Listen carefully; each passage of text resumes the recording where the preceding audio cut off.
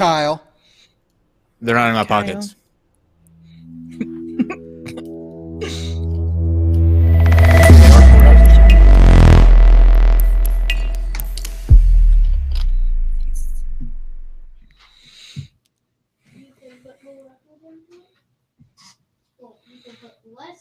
I'm afraid I'm too stressed now to intro the show, Casey. So it's gonna have to fall on you tonight. Oh, okay. You always do this to me. You do this to me. Hi, welcome to Ideology, y'all. How's it going? We have our co-host Kyle Curtis. Oh, you're on the other side. Our co-host Kyle Curtis.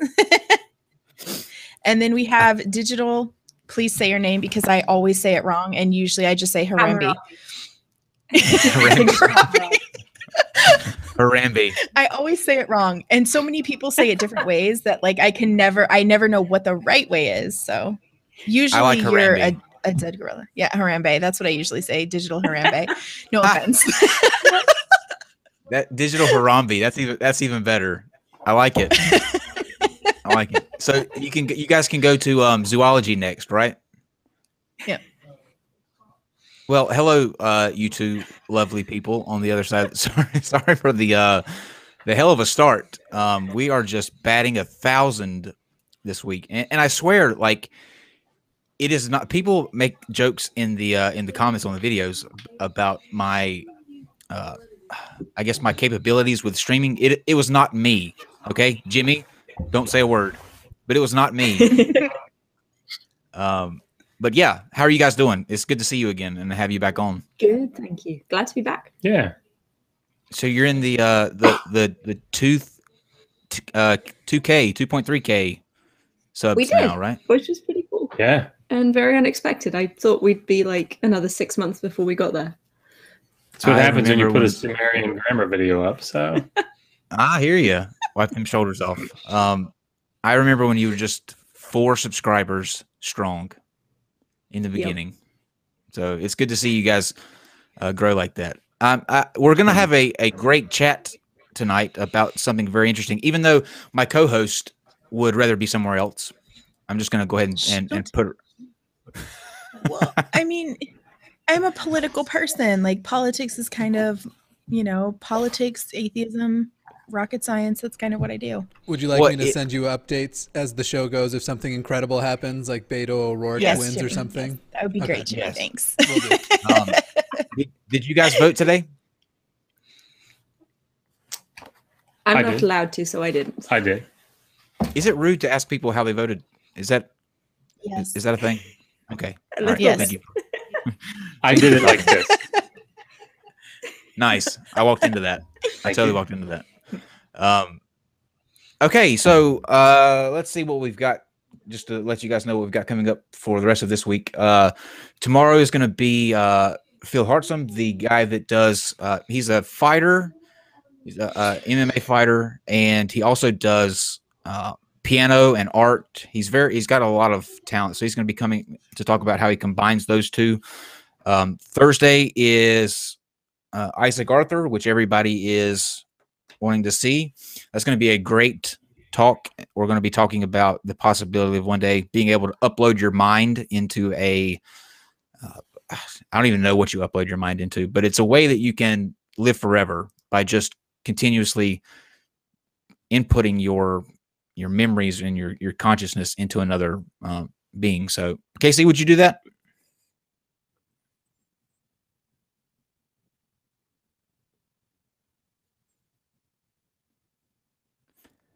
I can't. Anybody else can't hear her? I have no idea why we lost Caitlin's audio. Caitlin, Oh, that's my fault. Oh, okay. That's totally my fault. That's my bad. Sorry. I put it Don't on mute. do that to me. Sorry, I know He's Jimmy watching about had a heart Fox attack. News, but- No, I'm definitely not doing that. I don't know. I mean, maybe. I think I might, but I'm not sure. I never really considered it. Like, I never considered like what the benefits would be and what the downfalls would be. With my luck, they'll probably offer it like the day after I kick the bucket. That will be that will be my luck. And then next Thursday, we actually have you'll be having Casey and I on. Or I'm sorry, next Tuesday. Yeah, Tuesday, yeah. The guy from McCabery Manor, which is the most extreme haunted house in the world. His name's so Russ. Excited. They've been featured on. They have a Netflix documentary out that he was just in. There's a lot of buzz going around about it now, but nobody has made it to the end of this haunt. It's 8 hours long, and the most anybody's ever made it through is 6 hours. And you can actually go to their YouTube channel. It's called McCabery Manor Presents, and you can watch each person as they go through this haunt. You go in 2 at a time. There's a waiting list of 24,000 people to go into this thing, and usually the average that anybody lasts is around 20 minutes. That's the average. So yeah, and the person who made it 6 hours was a woman. So girl power. That's pretty cool. And so somebody in the chat, I just noticed, I just wanted to address this in the chat. The 2 things they don't do in the haunted house are any kind of sexual advances, and they don't cuss, surprisingly enough. So those are the 2 things they don't do. Right. And everything else is on the table. They've broken a guy's tooth before, shocked him with car batteries, submerged them in water for long periods of time. It's extreme. You can go, like I said, you can go watch the videos and see for yourself. But the average is they did one guy with a cage on his head, just a cage on his head filled with snakes. Did you see that one? I did. I've binge watched a lot of them so that I can ask him. But here's the thing though. I talked to Russ. I talked to Russ yesterday to kind of go over a few things, and interesting thing, the haunt this year, it moves around, and you never know where it's at. Nobody knows the location. You go to a point. He gives you like a pickup point that you go to, and they come by, pick you up, and they take you to where the haunt is. But this year, it is right in the same city that Casey is in right now, Huntsville, Alabama. So I was talking to Russ, and he said, your co-host, she lives here in Huntsville, correct? And I said, yes. And he said, tell her I will advance her to the front of the line, and she can bypass 24,000 people to be. This is true. This is true. To go through. And he said that would be a great thing for us to come back and talk about how it went. And I said, look, she asked me recently to marry her and her soon-to-be husband. And I think if I asked her to go through this haunted house, she would not let me at the wedding. Like, she wouldn't let me anywhere near her or anything else. So I will. Here's what I'll do, Kyle, just for you. If you want to come down here, you can stay with us and you can go to the haunted house. No, not a chance. That's a generous offer, though, Kyle. I know. No. I'm very. I will forego my opportunity and allow you to have it. I'm on my way. I'm headed down. I'll be there soon. I would go in. No, fuck no. I was gonna say you can stay with us too, but I would go into it like while it's not like active, just to like look around and see it. If he would let me do that defeats the purpose. Although that may be a good idea. I don't know if he does that because he's very secretive. Like even the videos that he puts on, he doesn't show a lot. But I love haunted houses, and I love haunted houses because I know they can't touch me. Now you get into a place where they're feeding you those huge cockroaches and putting your head in snake. The water would get me. They have like an ice cooler that they put you in, and they chain it shut. So you're like bent over in a ice chest, and then they start pouring water in it. And that'd be it for me. But that's the other thing too. You guys, you cannot quit. You sign when you go in. You can. There's a safe word. Only in two special occasions has there been a safe word. Otherwise, they only take you out if you pass out or you're medically or mentally unable to go any further. Like you stop responding. But he only did the safe words for two. You stop responding to CPR, then they'll take you out. Yeah, that's true. At first, I thought they were saying even if you die, they keep going. I'm pretty sure that you don't have to keep going. They put glasses on you. Yeah. It's like weekend at Bernie's. But he'll be with us Halloween style. to go through how it started, how it began, and how everything. I'm very excited to have him. So that will be next Me too. Tuesday. Okay. Yes. So, Dr. Bowen and Megan, how many? Here's a drinking game when they come on.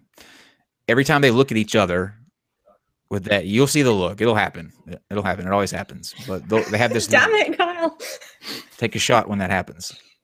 I don't drink.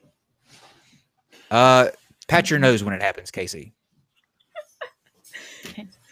Got it. So introduce yourselves, lovely people, and let everybody know who you are if they don't know already, and what you do and why you do it. Cool. Hi, I'm Megan. This is my husband, Joshua Bowen. We are both Assyriologists, which means we spend an awful lot of our time reading old texts and lots of history and doing translations of Sumerian, Akkadian, and Hebrew. Josh has his PhD from Johns Hopkins University. I'm going to be graduating with mine in the next year, maybe 2 years. It depends how much work our children let me get done.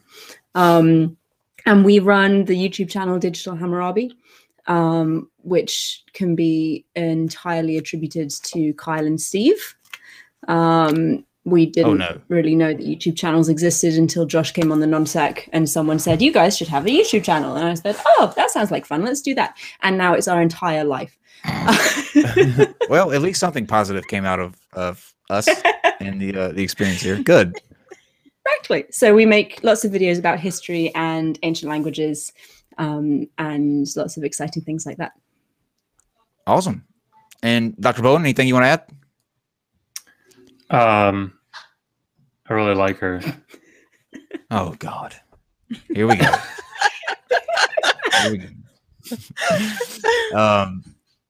Do you guys ever leave each other like cute notes in cuneiform? Just randomly laying around. The first year we were together, I did actually write him a love letter in cuneiform, in Akkadian. Like I wrote it in English, then translated into Akkadian, and then wrote the Akkadian in cuneiform, and then sent it to him in Germany. But that was just in our first year. It's all in Sumerian now. Jesus Christ. Nicholas Sparks is going to write a book about you before it's over with. And Jim, guys, by the way, I know it's a big night for elections. Jimmy's going to break in if there are any kind of major updates so that we all can be, well, for KC's sake, we all can be on top of the Democrat. Everybody think that we're going to go Democrat tonight?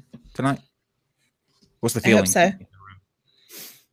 I'm not saying anything because I just don't know. Well, she's English. Oh, I didn't. No way. You are not. You never noticed, did you? How can you tell? What, Casey? What, Casey? You're a mess. You're a mess. I know. Okay. So my boss legit got mad at me today. He legit got mad at me today because I voted. So I live in Alabama. Obviously, Kyle just told everybody that. But and so I live in a sea of red. Right? No, that's fine. I think pretty much was knowledge. Oh, it is. Pretty much everybody knows. But I live in a sea of red.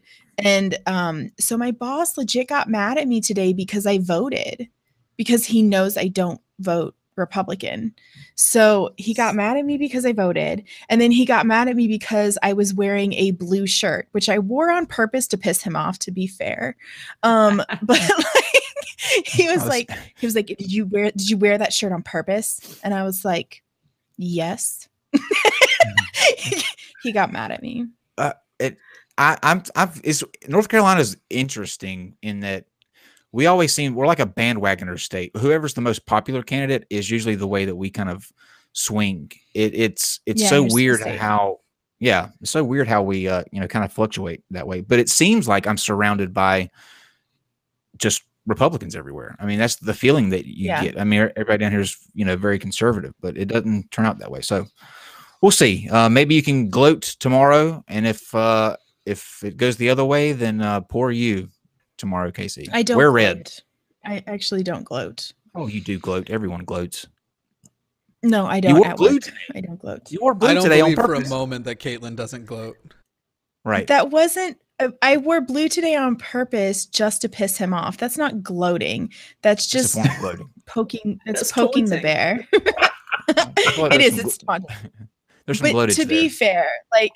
fair, like I had to know how deep the well went with this one. So I asked him the other day if he thought that our country's under invasion at the southern border, and he said yes, which is the dumbest fucking answer he could possibly give me. The caravan. So that's why I wore the blue shirt. The caravan is invading our country. So that's why I wore the blue shirt, because that was a stupid fucking answer. So Fantastic. Excellent. Dr. Bowen, I'm gonna let you introduce what we're gonna be, kind of going through, but it stemmed from the last time you guys were on. And by the way, let's talk about another issue that you're involved in, Dr. Bowen. The cult, Lord Rael, and those guys. So I sent their 10 questions that they asked for, and he literally badgered me for. He asked me 3 times in 2 days, where are these 10 questions so that we can get these answered and get this, this next stream set up. And I have sent him a follow-up. Is this Angelus Domini, or is this the other special character? This is the one that has been authorized to grace us with his presence, his eminence, whatever. But he badgered me for 2 days about these questions. I sent him the questions. I've sent him a follow-up since then. Haven't heard a word about him. So either we asked really good questions and he's frightened about having to answer them, or we asked really dumb questions and he just said these guys aren't worth answering. So I'm not sure which of the two that's going to be. But well, I mean, we can prod. I think that's fine. They put up, I don't know if you saw it, but they put up a counter to my Torah code on the stream. Oh God. With the one that says you're the Messiah? Yeah, the one that proclaims, Kyle, that I'm the Messiah. They countered that. Well, and we are dealing with people who answer apocalypses that don't happen in emojis. So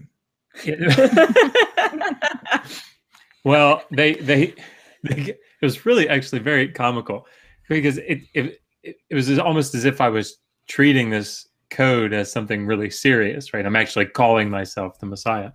Because they said, look, what Dr. Bowen won't tell you is that before his name is Mem Beit Sheen, and we all know, obviously, that Mem Beit Sheen means a shameful thing. So a shameful thing is J. Bowen the Messiah. Do they not get that you put this up as a way of an example of how stupid and easy it was to form whatever kind of phrases that do they not get that?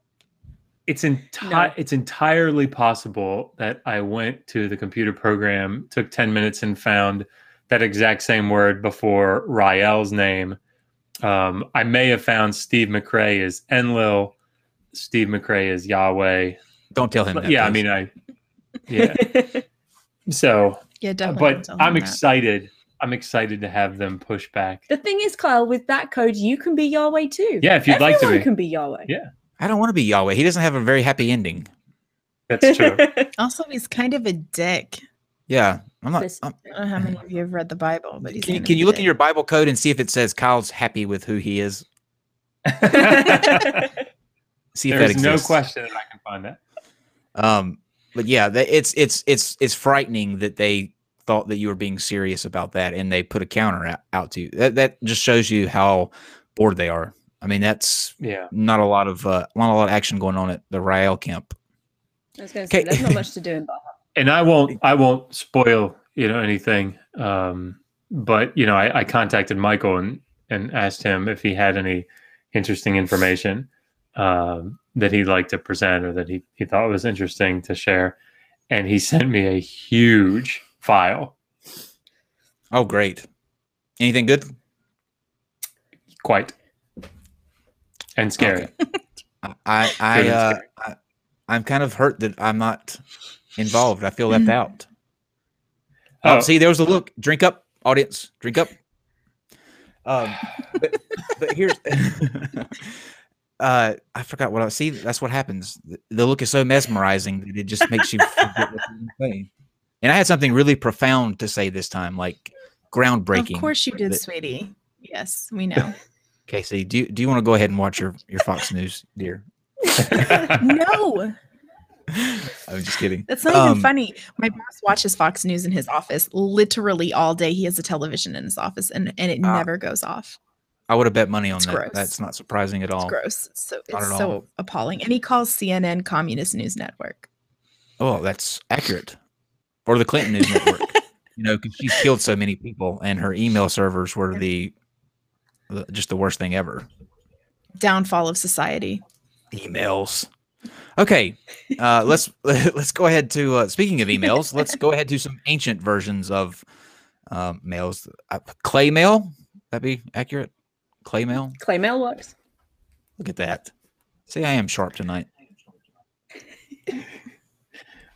Actually, I think if you don't mind, I'd like to but I'd like Megan to.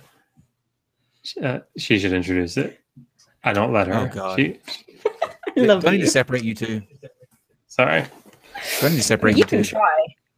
I thought you were saying I can try. You could try to introduce it if you want. You can do a great job.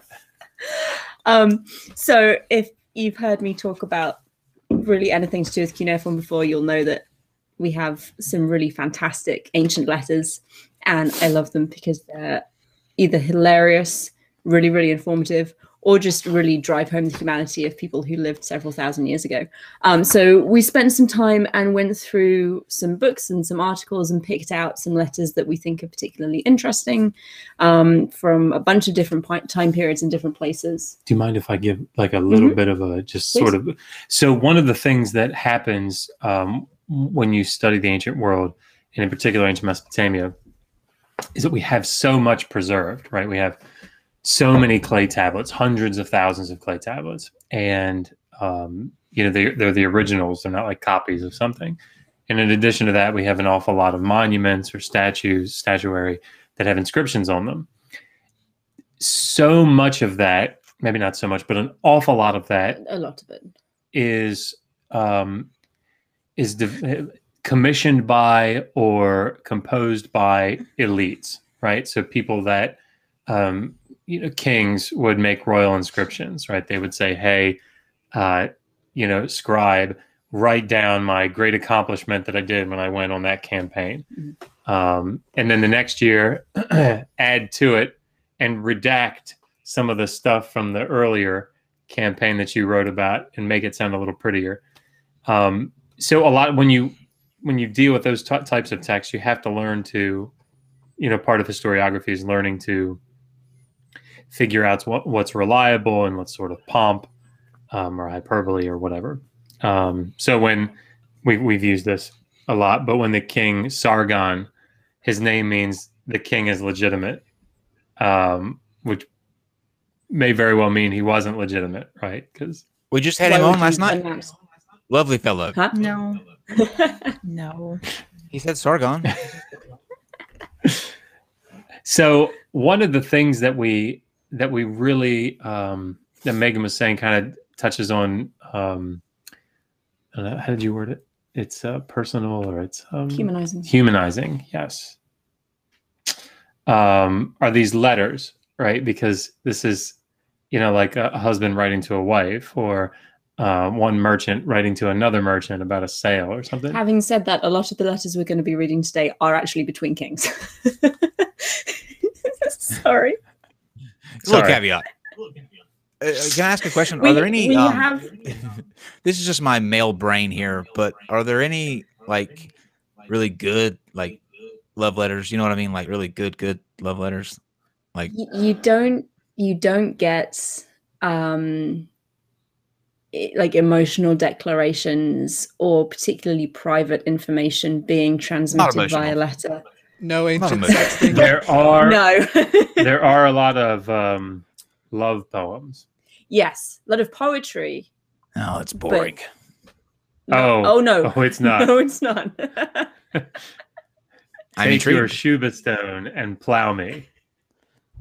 Stop it. Stop it now. I think Josh just propositioned you, Carl. Are you? Does it really say that? Take your stone and plow me, please. Yeah. Oh, Shuba stone. That's excellent. Who will plow me with the Shuba stone? I'm glad to see that they used plow like that back then too. That just shows like how we just That's what not you. just what a dirty, naughty species we are. That's great. That's fantastic.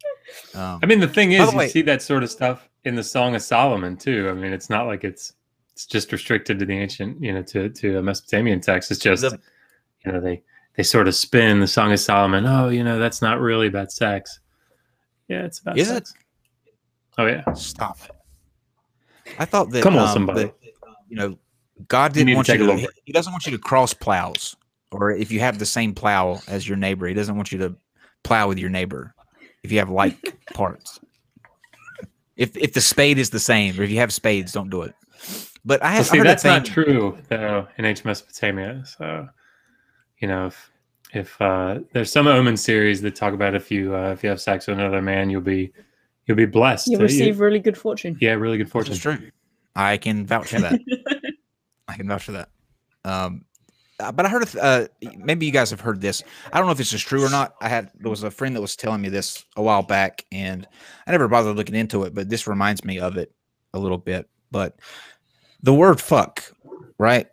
He says that it derives from some kind of royalty era where the nobleman or something could get a pass to have sex with people in the court.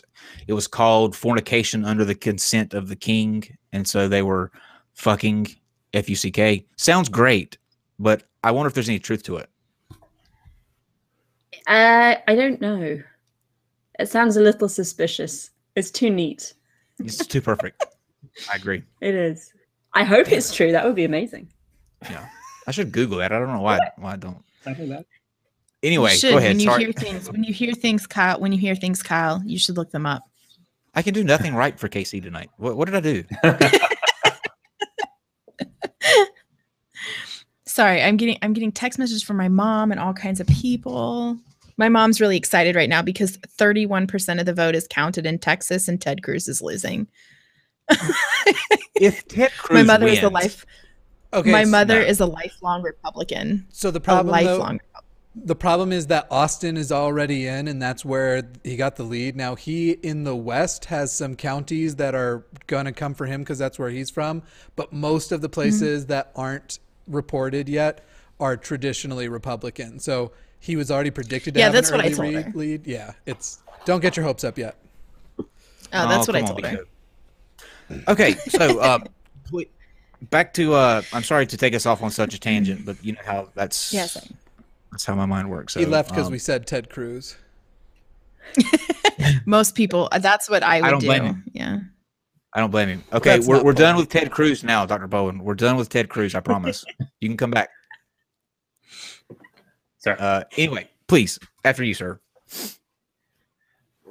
Oh no, so I think it's just there are ways to try to get at what religion was like, and to do that, you can go to liturgical texts or ritual texts, but if you can find prayers, like individual prayers, that tends to, it's not a fail-safe sort of thing, but a foolproof sort of thing, but it can get you closer to individual thoughts on religious concepts. And so I think the same thing in a sense is true of letters. And it's one of the reasons that Megan is so excited about him, because it's, well, like you said, it's humanizing. It's sort of getting under that layer of hyperbole and propaganda. There you go. So this has got to be one of the only cultures that have still remnants of that, because like civilizations like Egypt and with writing on papyrus, that obviously will be gone after any length of time. The library burnt down, so you lost all of those records. But the clay tablets aren't really going anywhere. And I always bring this up, but you brought up the coolest point the first time you came on, Dr. Bowen, where you can literally still see the fingerprints of these people that are Mhm. writing in the tablets from where they held them. So I think that's that's awesome. That's really cool. It's very cool. So, are you going to read these like a Civil War dramatic reading where it's my dearest Jennifer? I was going to do it in a Monty Python voice, but Oh, I wish we could. Unfortunately, with a lot of letters, we have one half of the conversation. Because normally with the excavation of archives, people only keep the letters they receive. They don't necessarily have copies of those that they've sent. So unless we're really, really lucky and we hit like their cousin's house 4 miles away, we don't get both sides of that. What you can do, and especially with some of the letters by one of the kings that we're going to read, is they may quote extensively from the letter they received, and then write their reply to it. So you can get a little bit at what's going on through that. But no, a lot of the time it's just one half of a conversation. I wonder what their mailboxes looked like. And the poor mailman, he had that's a job there. Well, the thing is with the letters, quite again, not so much with the royal letters because they get very long. But I mean, you might be talking about a tablet like this size, maybe, because they were so heavy. You couldn't, and because often they were carried over great distances. Paying a messenger to carry like a tablet this big would have been prohibitively expensive. So they condense what they're saying onto very small tablets. Wow, it's like early Twitter. It is. It's funny how we go back almost to, I mean, well, not in a literal sense, but we are familiar with tablets today in a completely different way. Almost like it's just reusable, but it's the same, the same concept. Think about this big that you can write endless things on and send it back. So how will they reinvent the tablet, another 1,000 years from now? That will be a good question. And if you're able to upload your mind, you will find out. Then you will find out. Okay. So let's find out what they thought back then. So to start with, I have, and this is a letter that I've told you guys about before. It's a letter that my advisor loves. So anyone who takes a letters class with him in Akkadian will translate this. It's an old Babylonian letter and it's absolutely hilarious. Tutu Magir sent me 7 ushumi from Tur Ugala. 6 I sent on to Shamash Lamassu, the official. Just 1 I kept to eat myself. It tasted excellent. Had I known how good they were, I'd not have sent a single one to Shamash Lamassu. Now, as to why I'm writing. When you go down to Tur Ugala, tell the orchardist who lives there he should dig up 15 ushumi for me and send them here. Ashumi doesn't have a direct translation, which is why I've kept it in the Akkadian, but it's a rodent of some kind. Oh, no. He's basically talking about how delicious the rats are that his friend sent him. And if he'd known how delicious they were, he wouldn't have sent 6 of them on. He'd have kept them all and ate them himself. I am telling you, maybe there is a God because I was born in the right time period. Well, I mean, I would not have made it back then. This same word is used. I don't know if it's in a medical text. But the same word is used. You cut open an ushumi and you fill it with myrrh. Oh. I don't know if you're monetizing this, but you use it as a tampon. Oh, no. Stop it. Stop. Oh, that's going to take me a second. Sorry, no more ushumi. So you mean to tell no more ushumis. You mean to tell me that a rat. So they were the original Richard Gere. Well, was that like a pregnancy aid? Yeah, I mean, it was supposed to be a remedy for infertility. Yeah, it was supposed to get you pregnant. Yeah, it gets pregnant. How? I don't know, but you know what it is, and that's how a lot of the stuff stuck around today. You had a guy back then that wanted to troll people, and he wanted to see what he could get people to believe. And he's like, "Oh, you can't have kids? Well, this magical rat you can just shove up there will make you have children." Same thing with religion. That's how we got religion. It's like, oh, yeah, you don't want bad things to happen? There's a guy up there. Ask him. And that one just stuck. Thankfully, we got rid of the The rat tampons. Rat tampons. Yeah. So instead of play text, it would be like squeak text today, right? Oh, Ew. that's rough. That's rough. Your turn. Okay, my No turn. more rats, I promise. don't- That was the end of the rats. Yeah, we led with the best one. Oh no, I think the Amarna. No, that's true. It's That's gonna be true. hard to top rat tampon. I should tell Russ at McCabery Manor that he might want to incorporate that in his haunted house. Oh my No, we're not going to tell Russ that. I mean, that's horrible. god. Russ can't do that. Okay. So that was an old Babylonian, Mhm. by the way. So this same period, so early second millennium, there was a thing called the river ordeal, and we have a whole bunch of letters. We won't go into details, but we have a whole bunch of letters and documents from the city of Mari, and Mari was up on the Euphrates, and You are the father. It's what- and it was a city that was captured by Hammurabi. And anyway, we have a large cache of texts that we found there, well preserved. And so one of the things that we know from that area was there was this thing called the river ordeal. If anybody's watching and knows about in the Bible, Numbers chapter 5, where the woman that is suspected to have committed adultery with somebody secretly, and the husband didn't have any evidence for it, he could bring her to the priest, and they would perform this ritual. And the ritual was you'd have a glass of water of some type, and they would, say some prayers and swear some oaths, and they would take dirt off of the floor of the tabernacle and put it into the water, and that dirt probably had excrement and blood and other things in it. And she would swear that she had not committed adultery, and she'd drink it, and then she'd go home. And there were things that would happen to her physically if she'd committed adultery. It seems like it could be a miscarriage. It's translated that way fairly frequently. And that's not a bad translation. But that sort of idea that we don't have any evidence, and so we have to do something that will let God judge her, is sort of the idea. So this river ordeal is something similar to that. So Megan has typed up some notes here.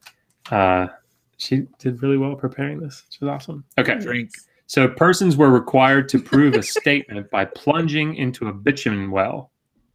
When the person undergoing the ordeal was overcome by the toxic liquid. Hold on. Hey, hold on. What is a bitchin' well?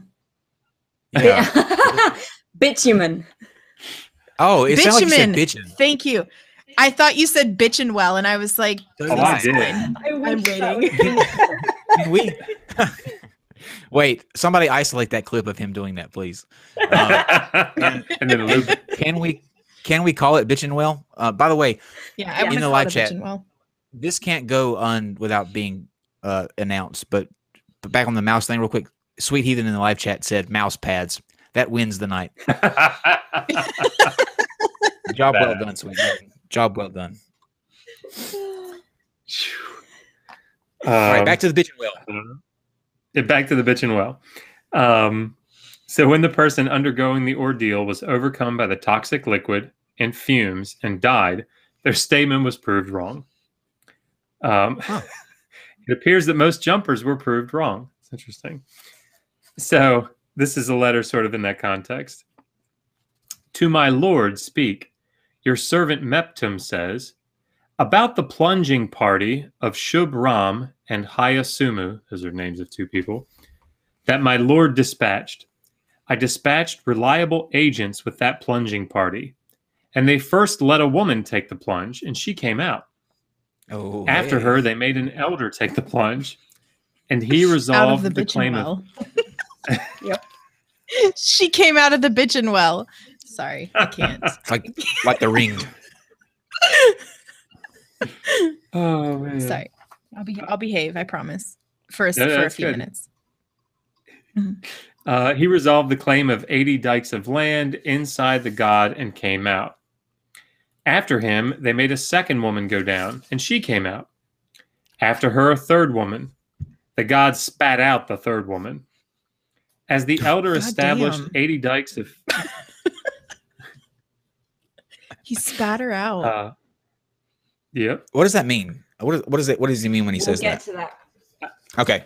Okay. Cool. So you should just read all of these. I should just sit here and look at you because your voice is so much better than mine. Oh my God. You should just sit there and look at me. Touch your Yeah, I nose. should. You touch your nose. Look, everybody, that, That one was right two. there. Finish That was off two whatever you drinks. have in That your was two. whatever you have in your glass. Drink. Finish it off on that last one. Oh God. How was I say it? Oh, okay, there. Thank you. We're not willing to let the three. Okay.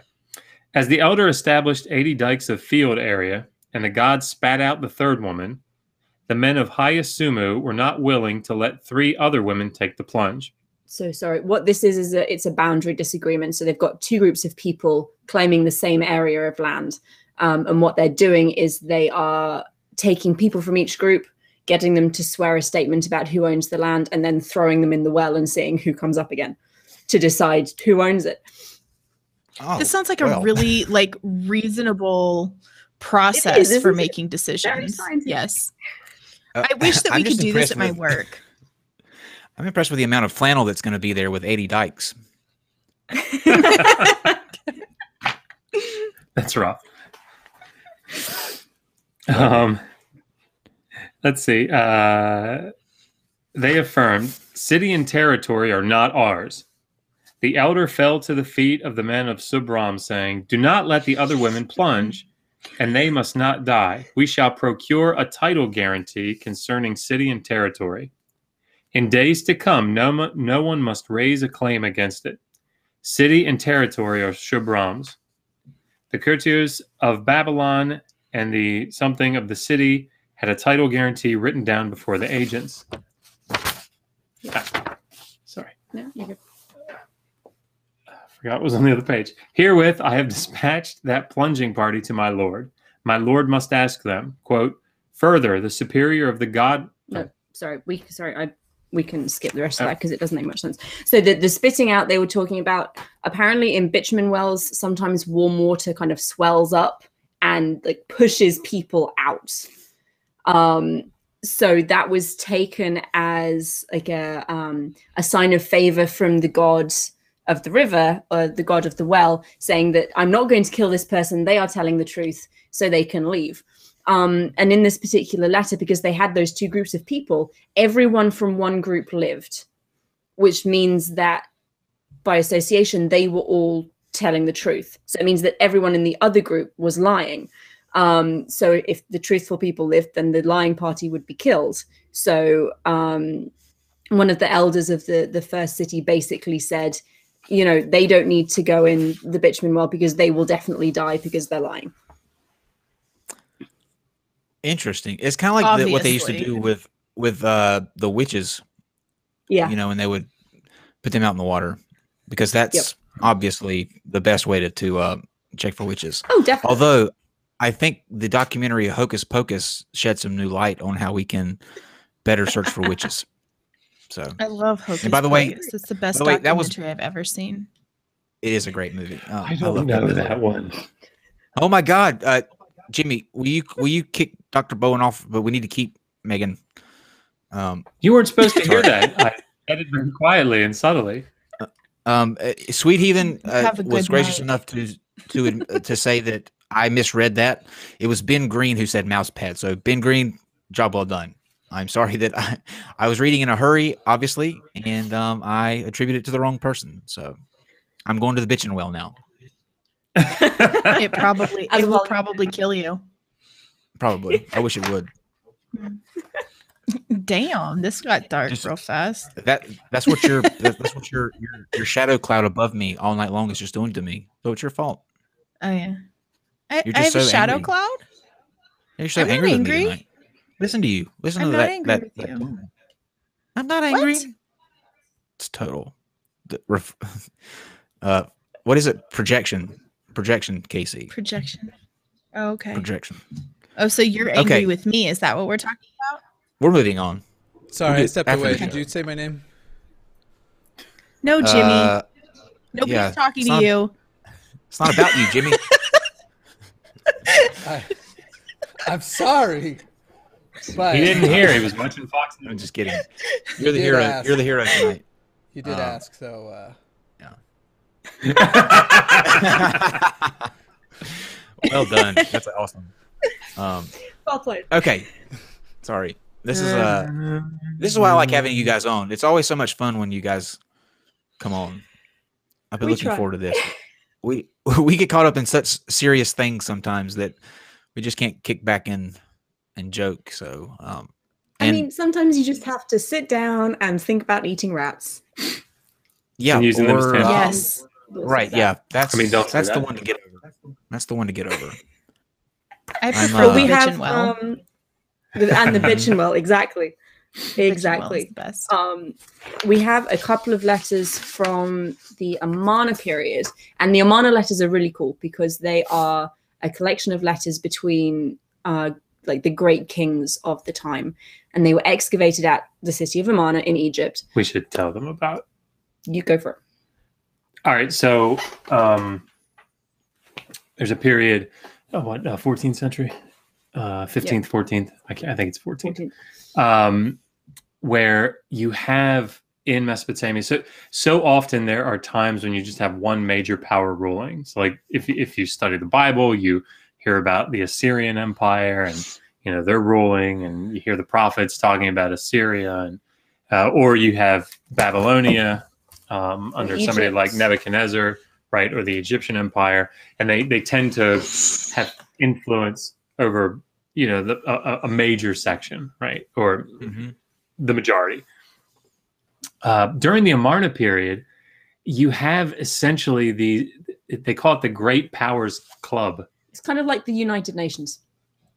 Yeah. Just in ancient times. Yeah. So you have, Assyria, Babylonia, Egypt. You have some vassal states in Palestine that people kind of fight over a little bit. But they all write letters to each other. And we found in Egypt, in Amarna, this archive of letters. And so it shows the letters and copies of the letters that went back and forth between these kings. It's pretty slick. Oh, awesome!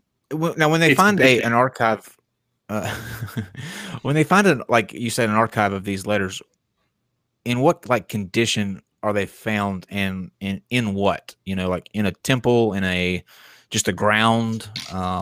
Where do you find things like that? Okay, It depends on awesome. the archive. I bet you they found some of the stuff in a bitch and well. Probably. So Amarna, the city of Amarna was abandoned. It was only inhabited for, I want to say 30 years, but that might be too long. I just realized that they're making fun of me about the bitch and well thing. I like the bitch and well. I think everyone likes the bitch and well. Oh. I think that's the point. Everyone. It was mainly your this move. So Amarna was inhabited for a very, very short period of time. After the king who built it died, it was basically abandoned, and they just left everything there, including all of the palace archives from the reign of that king. It was Akhenaten, who was a bit of a rebel. A rebel, yep. Often credited with trying to bring monotheism to Egypt.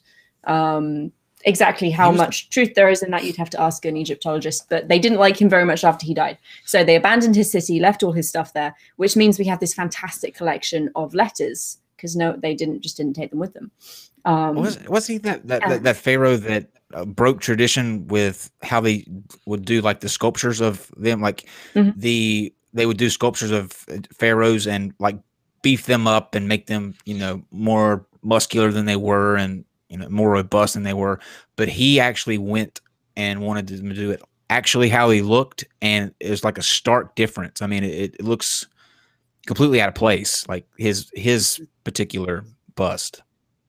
Yeah, no, there's a bit of a discussion about how realistic his depictions are, but you're right, they are completely different to all other statues of pharaohs that come before or after him. And we think he might have built the Sphinx. We do? No. Oh. Well, funny you should say that. I have a geologist. I have a geologist coming next Friday to talk about the weathering on the Sphinx because he specializes in that. Yeah. That sounds Interesting. Cool. What's his name? Oh. Go ahead and let me find it, and you Okay. while you're talking. So this letter is from the king of Babylon. Oh no, from the pharaoh to the king of Babylon. And this is one of the ones where you get chunks of the original letter quoted in the response, which is really useful. And the pharaoh is kind of pissed at the moment.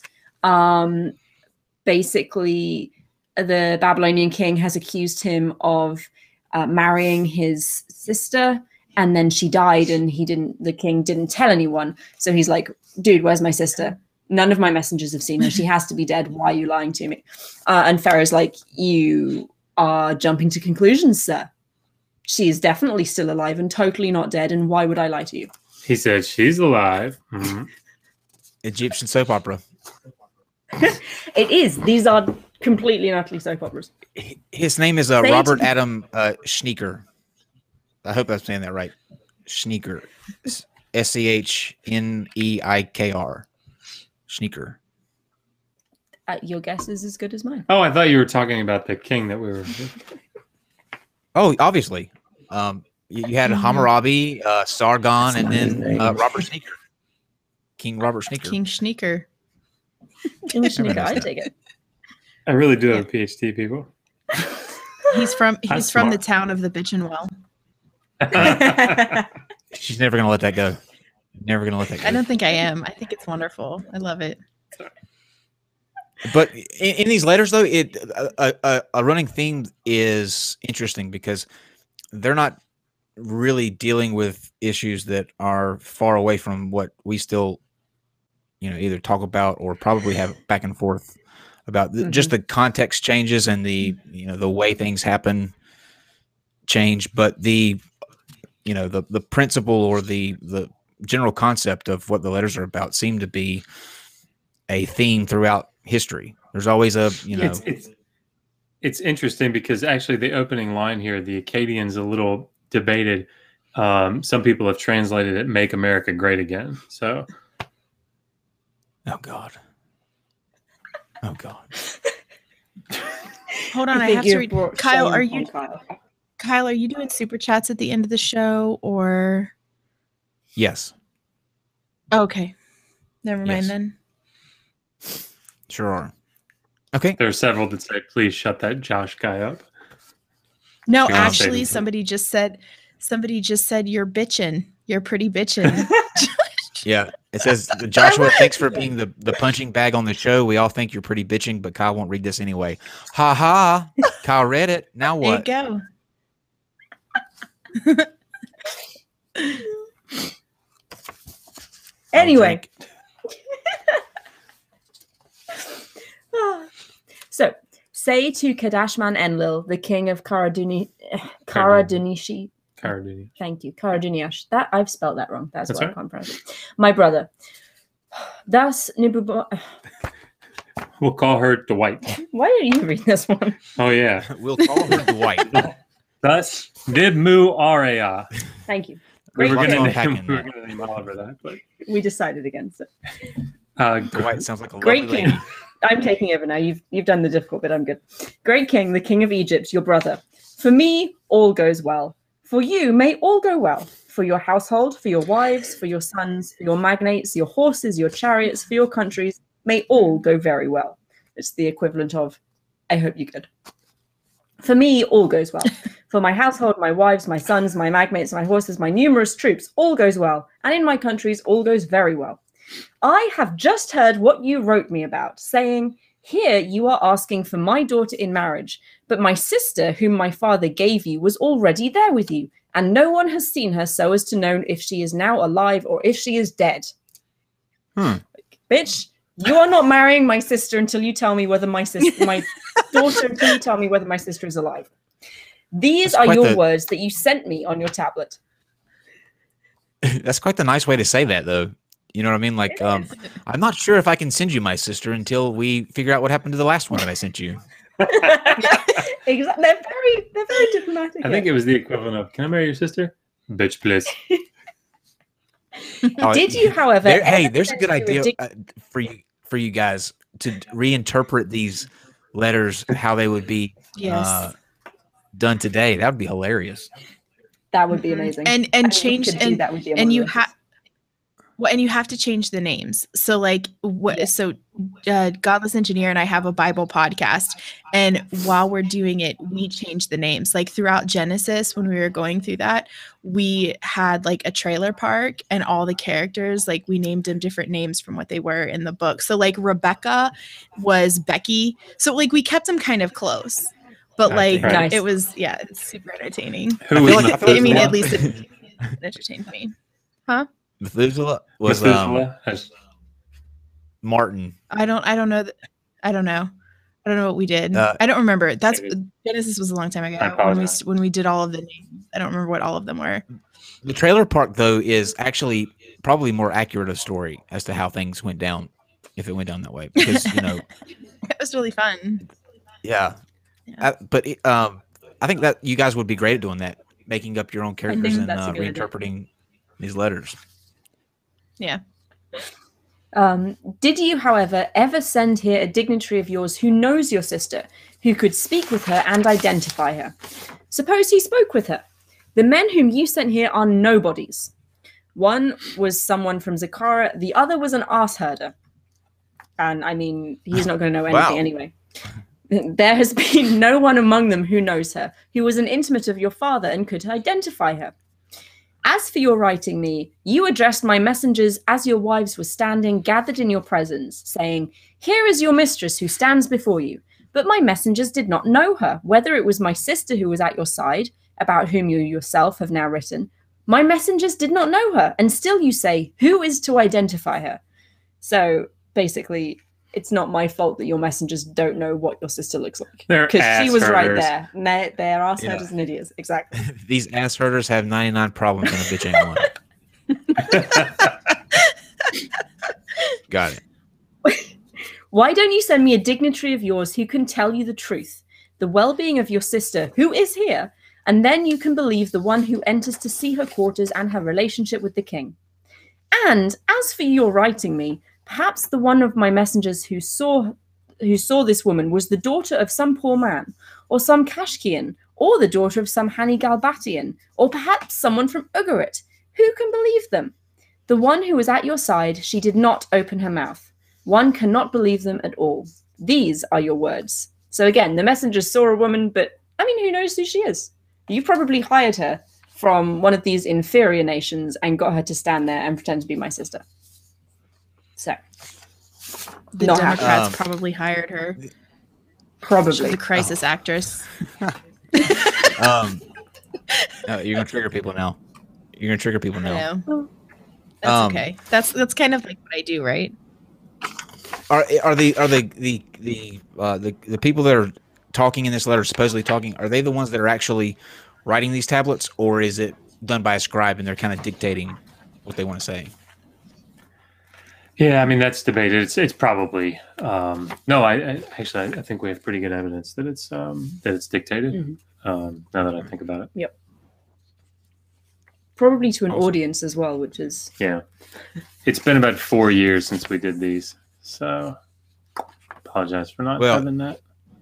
You would never know. I mean, know you're you should. you're doing bitching. You're doing bitching.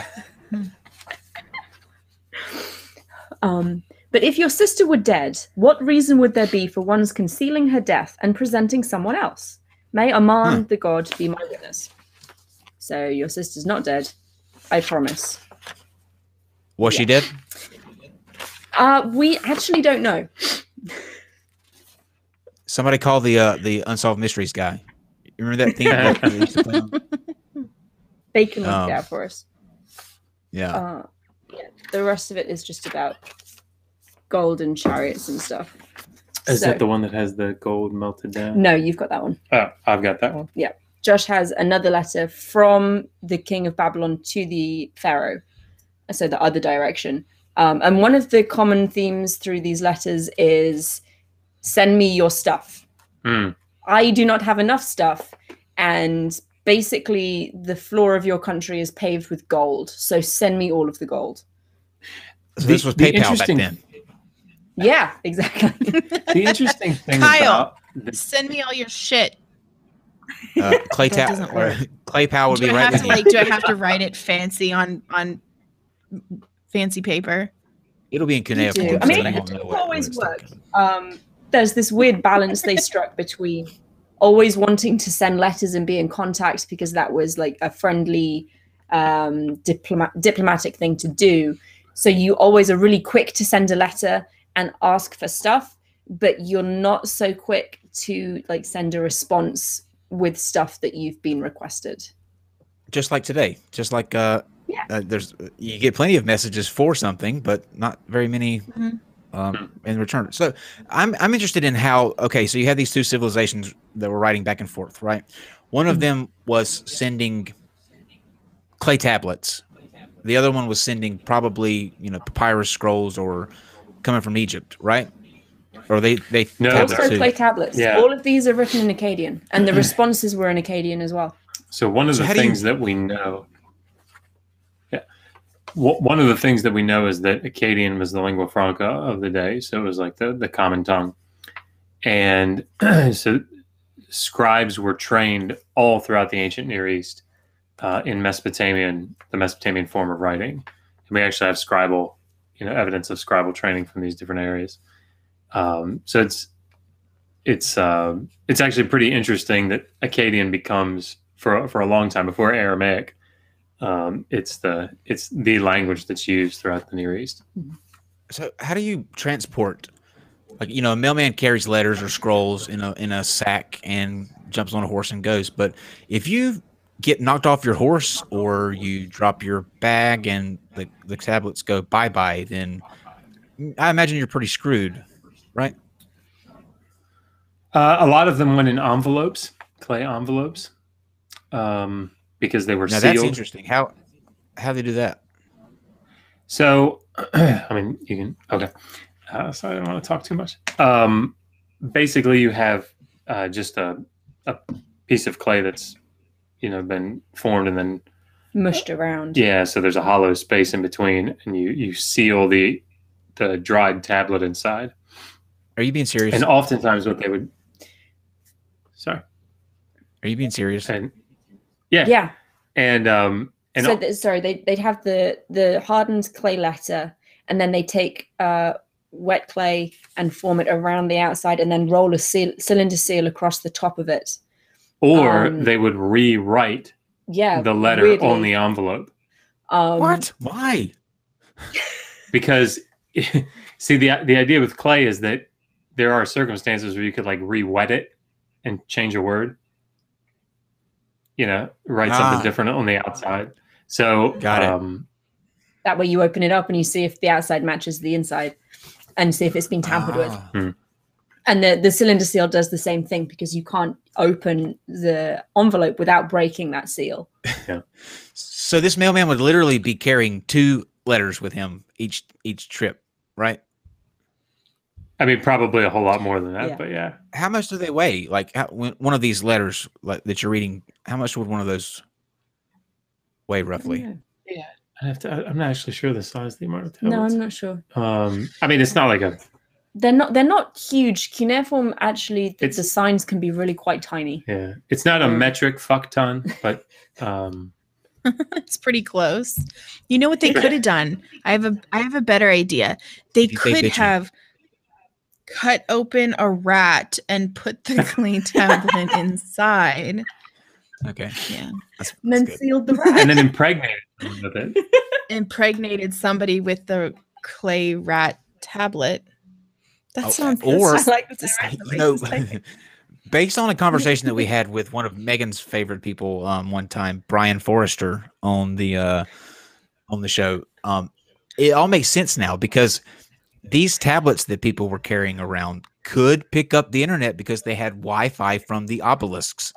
It all connects Exactly. now. That's very It true. all comes full circle. That makes sense. Yeah. You know what? I'm glad It we got does to make a the. lot of This feels like a champion moment right now. We got to the bottom of it. Yeah. They could just send it We to made it Egypt. to They didn't the have end. to send a guy. Kyle, we made it to the end of the internet. Yep. I don't know what to do right now. Like, what do you do at this point? I mean, we don't want to be boastful or gloat, I don't know. but Pack up your shit, I guess. There's nothing more to do. well, I'm retiring to There's nothing Florida, else to where all the other crazy retirees go. Oh Christ, don't go to Florida. Come to Alabama. It's so Speaking of wonderful. You Florida, have to. not looking good for the Democrats right now. Shocker. Yeah, the Tennessee went to the Republicans, so pretty well the Senate. I mean, we already kind of expected the Senate wasn't going to be in play, but it's already pretty much Yeah. not in play anymore. Yeah, and I I wasn't think- expecting the Senate to be in play. It actually looks like Democrats are down a seat too. So Oh, yeah, but Beto, that whole thing's still exciting to watch. That one's not over. But barring a miracle, the Senate's definitely screwed. Florida looks like it went pretty red this time. Well, so the Florida races are extremely close. There's only 3% left, but the Republican is ahead. well, that's not shocking. Take whatever you want to happen in real life or whatever you think should happen in real life. Florida will give you the opposite of that, no matter what it is, no matter what situation it is. It could be Florida's anything. usually a swing state, so in a way it makes me pessimistic for the rest of the night. Like if the swing state didn't react to how like just overtly racist Trump has been for the last week about the caravan and those ads, and that didn't incentivize the Latino vote to come out and vote against the Republican ticket, I'm not really feeling great about the rest of the country, but we'll see. It's amazing you Well, I expected mean, Florida even- to pull out something sane and righteous. Well, Florida was one of the places where one of those super racist ads went, and I'm not talking about the racist one that they ran on Fox News. I'm talking about the robocall. I don't know if anybody heard the robocall. There was one in Florida and one in Georgia, but they were like, it was straight out of like slavery times. Yeah. It was really, really bad. The It was one really, really bad. And impersonating so Oprah was gross. that was horrible. And the one in Florida was almost as bad as that. I don't think It I've was seen any of gross. them. I can't do the They're- political ads. I really can't. Oh yeah, they're just robocalls. There's no video to them. Oh, I got you. But yeah, they were okay. pretty horrible. If that So- can't get people out to vote, I don't know what can.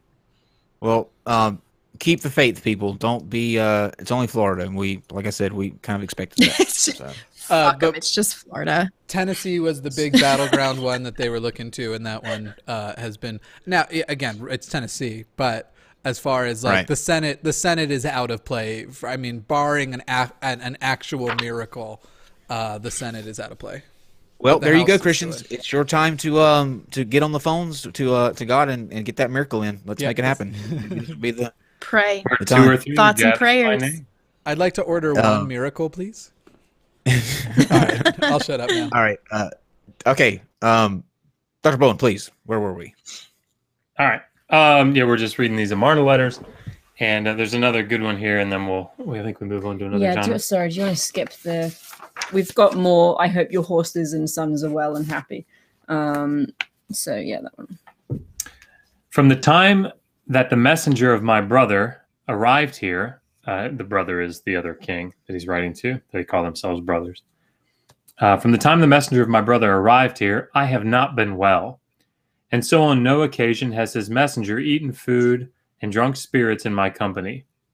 If you ask your messenger, he will tell you that I have not been well, and that as far as my recovery is concerned, I am still by no means restored to health. Sounds like relatives of mine. Furthermore, since I was not well and my brother showed me no concern, I, for my part, became angry with my brother, saying, has my brother not heard that I am ill? Again, brother is the king that he's writing to. Has the Pharaoh not heard that I am sick? Don't you Why know? have Sounds you not needy. sent me a bunch of flowers and some grapes? Why has sounds he needy. shown me no concern? Why has he sent no messenger here and visited me? My brother's messenger addressed me, saying, "It is not a place close by, so your brother can hear about you and send you greetings. The country is far away, you moron." It sounds Who like is my going sounds to like my tell your grandma brother? sometimes. You never come visit. Yeah, exactly. Who he's going to tell your brother so he can immediately send you greetings. I feel like Brian Regan could do a good bit on this. That's it. Okay. Would your brother hear that you are ill and still not send you his messenger? I, for my part, addressed him as follows, saying, "For my brother, a great king, is there really a faraway country and a close by one?" And for his part, he addressed me, saying, "Ask your own messenger whether the country's far away." People don't change. I swear, people If don't you change. don't believe me, ask your friend. Even You back go then, walk it, ghosting people. motherfucker. Ghosting people back in That's ancient a- Sumerian. Oh god. It goes on a little bit, and the Babylonian king says that he's going to send a bunch of gifts to the pharaoh, but not all of the gifts he wanted to send because it's just the weather isn't great right now, and he doesn't want them to get damaged on the way. So as soon as the weather improves, I promise I will send you all the stuff I said I would send you. And he continues. May my brother send me much fine gold so I can use it in my work. But the gold that my brother sends me, my brother should not turn over to the charge of any deputy. My brother should make a personal check. Then my brother should seal and send it to me. Certainly, my brother did not check the earlier shipment of gold that my brother sent to me. It was only a deputy of my brother who sealed and sent it to me. When I put the 40 minas of gold that were brought to me into a kiln, not even 10, I swear, appeared. So you should send me all of this gold, but you have to check it yourself because the guy that you got to send me gold last time did a really shitty job. And what he did was he sent me gold statues that were actually wood wrapped in gold foil.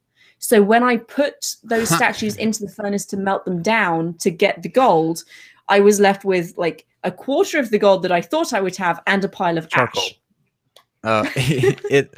These guys need a war or something. They have too much time on their hands than to sit around They really and bitch do. about who doesn't come to see them and what they want from the other king. Yeah. Go battle, people. Go Yep. battle. And the last, this is a really short one. The last Amarna letter we're reading. This is a really awesome letter because what it does is it shows you a kingdom entering into this like diplomatic elite club. This is the king of Assyria. And Assyria up until now has been quite a small minor power. They've been a vassal of Babylon, so they've been ruled by other people. And writing to the Pharaoh of Egypt is like saying, screw you, I am too important, and I'm going to join your club whether you want me to or not. And what is fantastic is that after this letter is sent to the Pharaoh, you have the Babylonian king who still considers Assyria his property, writing to Pharaoh and saying, don't you dare write back to that upstart. He doesn't deserve to write to you. He's my property. Yeah, it's like an airman, bypassing his sergeant and writing to the general. That's what it is. People were so petty back then too. That's so comforting to know that this is not a thing that isn't unique to us. That even back then, pettiness, and it's funny because the ideas. Pharaoh wrote back to the petty guy and said, "Pull out your rat tampon." Nice drink. There's I'm a little sorry. drink. Say your to nose, the Casey. king of Egypt, thus Ashur-ubaliu, the king of Assyria, for you, your household and your country, for your chariots and your troops, may all go well. I send my messenger to you to visit you and to visit your country. Up to now, my predecessors have not written. Today, I write to you. I send you a beautiful chariot, 2 horses, and 1 date stone of genuine lapis lazuli as your greeting gift. Do not delay the messenger who I sent to you for a visit. He should visit and then leave for here. He should see what you are like and what your country is like and then leave for here. It's just short but sweet, but it's kind of cool to get that little window onto diplomatic relations. I enjoy it. How accurate do you guys feel that the translations are in these things? Like, are they pretty solid? The Yes. translations that people can get from them. Okay. Yeah. Cool. And especially with the Amarna letters, and it's standard practice when you're translating. If there's a word that is just debated or can be read a different way, you put a footnote in the bottom of the page so that people who are reading it know the different translations that are possible, so you can make your own decisions on what it should say.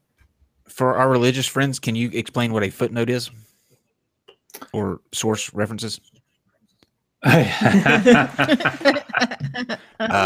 won't mention which stream it was, but I watched a stream, Kyle, that I'm sure you're very familiar with, recently, where there were several people that were quite frustrated with another individual for not understanding that concept, or better yet, simply reading a line or two out of a source and not actually understanding said source.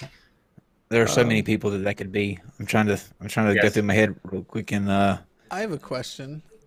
sure. Do other religions not do footnoted Bibles and shit? I grew up as a Mormon, and their books are filled with footnotes, but it's not like referencing proof. It's referencing like this scripture refers to this scripture over in the Book of Mormon.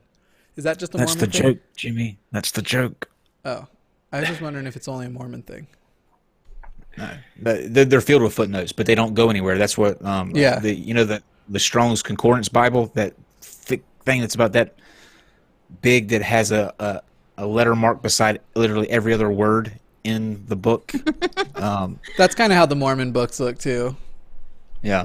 You know, the Strong's Concordance is such an interesting book because it's intended to be sort of like a study aid for the layman, right? The problem is that it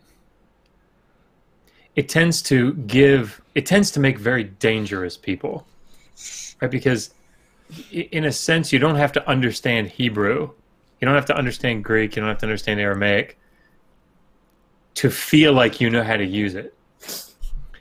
What about So you end Reformed up- Egyptian? That's a I made got up that. language. What's Mormon. interesting about it is that, you know, the way the thing is set up is you have the Hebrew word, let's say, for example, and let's take something common like the word Elohim, so the word for God, right? And then it puts, like in English, you know, like in any dictionary, it'll give you the different ways that word is used, the way that it's translated in the biblical text. And it will give you every usage, like every way that it could be translated, no matter how many times it's translated that way or not. So, for example, Elohim is, you know, like it's 4,000 occurrences in the Old Testament, you know, 3,999 times it's translated God or gods. But then there's one time where it could be angels. So they put angels. And what a person coming to that concordance sees is God, gods, or angels. And they go, oh my gosh. And I've seen it happen. Like, people have come up with these wonderful theories about, look, the word angels actually appears all throughout these texts. And you're like, oh, you know. But then, so they reinterpret all these passages because what could mean angels. No, I can't.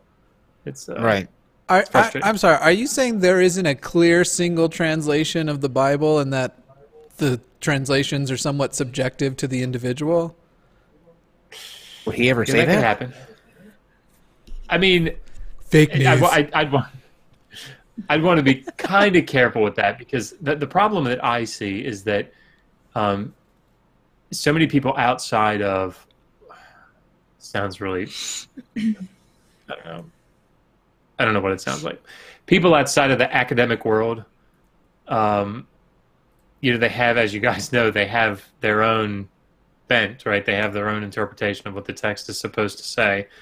And so they come up with all kinds of crazy ways to make a text say what it's supposed to say. So, like, reinterpreting, the really common one is reinterpreting something like Ezekiel 26 and the prophecy of Tyre that failed, right? Or reinterpreting, I don't know, something like Isaiah 53, or something really clear, something like Mark 13, think it's Mark 13, where or Matthew 24, where Jesus is talking about the end times, and he says, this generation shall not pass away until all these things have taken place. It's like, well, that's not really what that means. No, that's really what that means. You would think that that he would want his instructions to be as specific as. That's one thing that I always go to. If you're laying it out as a God and you want as many people to come to heaven as possible, you would think they would make it as specific as he possibly could. I keep Ezekiel 26 in my glove box. Yeah. There we go. Sounds so dirty when you say it like that. I was hoping someone. I mean, would but laugh. that's a great example, right? I mean, that's a great example. So Ezekiel 26 is exceptionally specific, right? It says Nebuchadnezzar, and he's going to do this, and he's going to do this, and he's going to do this, and Tyre is going to be wiped off the map, right? Now, did Ezekiel? Well, anyway, but it's very specific. It's not like Isaiah 53 that's sort of general, that probably refers to a representative, a person back, during the time when it was written, albeit late, representing Israel in general. But it's probably referring to a person. But it's not like there's going to be a guy named Jesus, right? And he's going to come from 123 Nazareth Lane. It's Nazareth Lane. So that it's probably a place actually. Sorry, go ahead. I laugh because that's actually probably a place. There's probably somebody that is inspired enough to name their place 123 Ezekiel. Nazareth Lane. Yep, I believe Nazareth Lane. I believe it. That's good. But anyway, sorry, I digress. Oh no, that's great. You have another one? Yeah. So I don't know how long you guys want to go. What time is it now? So there's a letter. 9:42. We'll go to 10. Okay. Sorry. This will probably be. We can make this the last one if you want.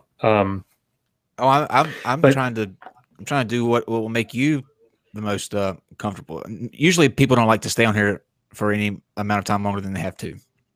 So, another real quick update: Indiana's senator, who was the incumbent, has lost, and he was a Democrat. So the Democrats have now officially lost one seat. Hey, fucking Indiana! Lighten the mood, Dr. Bowen. No pressure. No pressure. Okay. So here I'm going to talk about the fall of an empire. Just kidding. Okay. I mean, I am.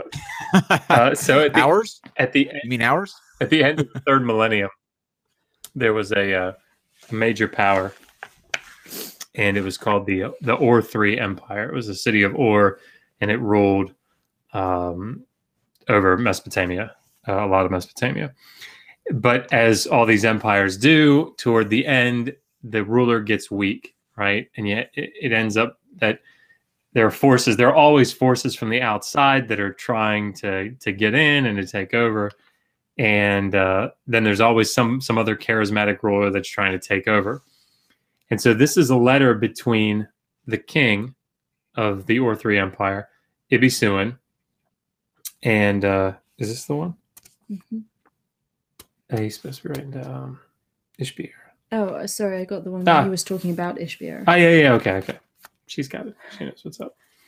Let me just make sure this is the one I'm thinking of. He calls him an ape. Oh. An ape, which is... Have I got the wrong one? No.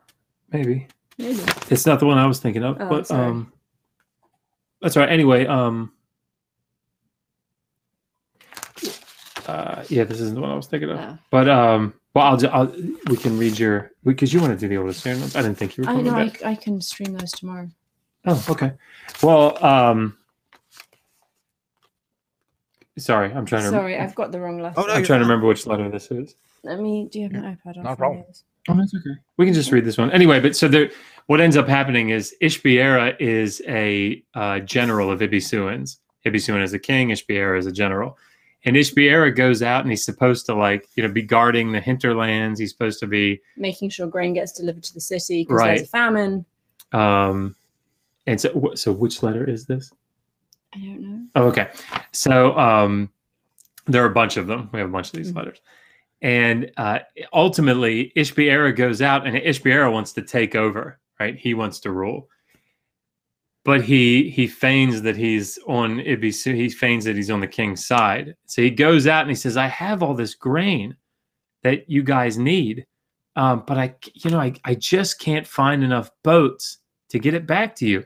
Can you send me 30 different vessels, 30 different boats down here so that I can get the grain? In that how it goes? Get the grain back up to you. This seems suspicious. Quite a little bit. So this is one of the letters. I'll just read it. This is the king Ibisu writing to a different official about Ishbi-Era, this guy who's trying to take over. Why have you sent me somebody saying, quote, Ishbi-Era has got his eyes upon me, so let me come to you when he falls upon me.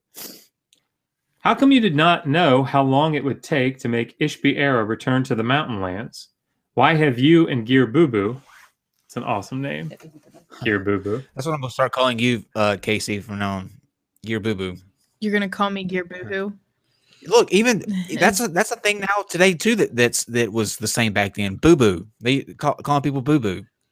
It's always existed. Tablets, boo boo, tampons, and boo boo. Boo hoo, hoo boo, hoo boo, boo boo. What's the actual name? Damn it, Kyle! What's the actual name? Gear Boo Boo. Gear Boo. Oh, Gear Boo Boo. Okay. Gear Boo Boo. That's somebody that likes cars and it is your boo. That's my Gear Boo Boo. Okay. Not bad. So why have you and Gear Boo Boo, the governor of Girikal, not confronted him with the troops which you had at hand? How could you allow him to restore? So it's broken. Today, Enlil loathes Sumer and has elevated to the shepherdship of the land an ape which has descended from those mountain lands. Bigfoot. There's this concept in Mesopotamian culture that the gods are the ones that cause kingship to descend upon a particular city and a particular person, and then it stays with him and with his dynasty usually, and then at a certain point the gods, Enlil in particular, Lord Rael now more specifically, take it back. They take the kingship back and give it to another city, right? So he's saying here, it is not your time anymore. It is time for a new king. That's right. Today, Enlil loathes Sumer and has elevated to shepherdship of the land an ape which has come forth from those mountain lands. Now Enlil has given kingship to a dishonest man. Broken.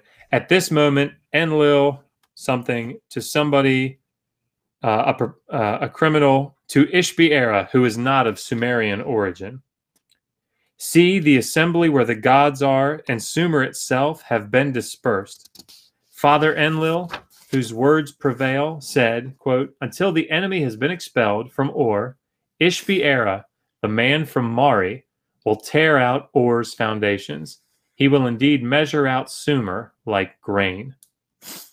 He has spoken just so. Even though you were installed as governors of the various, the others will defect to Ishbi-Era in accordance with Enlil's word. Should you hand over your city to the enemy like your companions, Ishbi-Era will not recognize you as his faithful and agreeable servant.